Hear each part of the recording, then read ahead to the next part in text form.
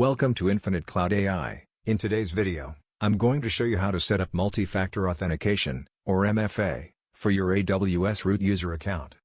For how to create root user account, check my previous video of Create AWS account. By creating MFA, it adds an extra layer of security to your AWS account by requiring a code generated by an MFA device, in addition to your password when you sign in. First, log into AWS Management Console using your root user account. Next, navigate to IAM, or Identity and Access Management. On IAM dashboard, there is a security recommendation to add MFA for a root user. Click Add MFA. Then click Assign MFA. These are the steps to set up your device. First, give a device name. For example, phone. Select the MFA device to use. The most common one is Authenticator app, which will send a code to your phone. You can use Google Authenticator app on your phone. Click Next. These are the steps of how to set up your phone for authentication.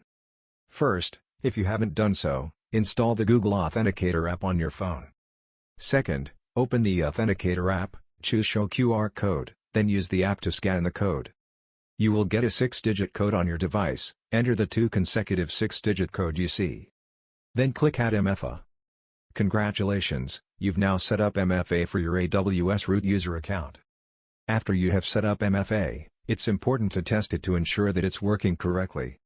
Sign out of the AWS Management Console, and then sign back in using your root user account credentials, in addition to the password. Now you also need to enter the code you received on the Authenticator app on your phone.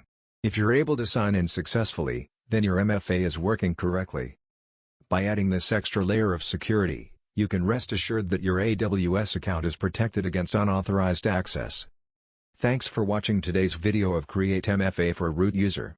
For more content about cloud computing on AWS, subscribe to my channel, Infinite Cloud AI.